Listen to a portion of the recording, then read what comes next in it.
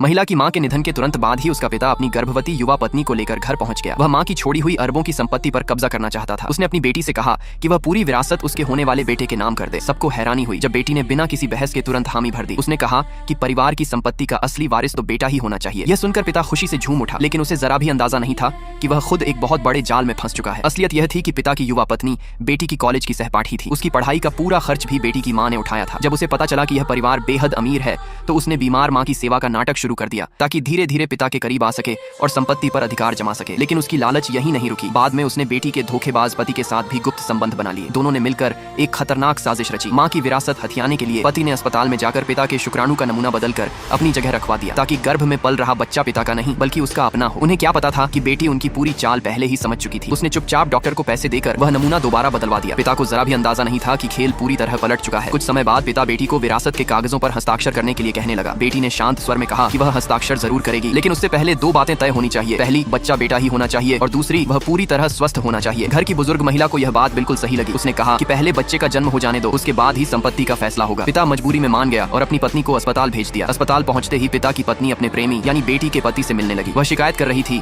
कि उसे अभी तक प्रसव पीड़ा नहीं हो रही और विरासत मिलने में देरी हो रही है। दोनों को बिल्कुल पता नहीं था कि बेटी के भेजे हुए लोग कमरे के बाहर खड़े उनकी सारी बातें सुन रहे थे। कुछ ही देर में उन्होंने पूरे अस्पताल में दोनों के अवैध संबंधों की चर्चा फैला दी। जब हर तरफ यही बातें होने लगी तब बेटी अपने पिता को अस्पताल ले आई। उसने कहा कि पत्नी का हौसला बढ़ाइए ताकि कल डिलीवरी ठीक से हो जाए। जैसे ही वे कमरे के बाहर पहुंचे, लोगों की बातें सुनकर पिता को शक हो गया। उसने जोर जोर से दरवाजा पीटना शुरू कर दिया। अंदर मौजूद प्रेमी प्रेमिका घबरा गए। बेटी का पति तुरंत बिस्तर के नीचे छिप गया। उसी समय एक नर्स आई और बोली कि प्रसव का इंतजार कर रही महिलाओं को कमरा बंद रखने की अनुमति नहीं है। उसने चाबी से दरवाजा खोल दिया। दरवाजा खुलते ही पिता गुस्से में अंदर घुसा। बेटी की नजर तुरंत बिस्तर के नीचे दिखाई दे रही उंगलियों पर पड़ी। उसने छाता उठाया और बिना कुछ कहे नीचे जोर जोर से मारना शुरू कर दिया। दर्द से कराहते हुए बेटी का पति बाहर निकल आया। उसे देखकर बेटी ने हैरानी का नाटक किया और बोली, अरे ये तो मेरा पति है। अब उसके पास बचने का कोई रास्ता नहीं था। वह भागने की कोशिश करने लगा, लेकिन बेटी ने उसका चेहरा नाखूनों से बुरी तरह नोच डाला।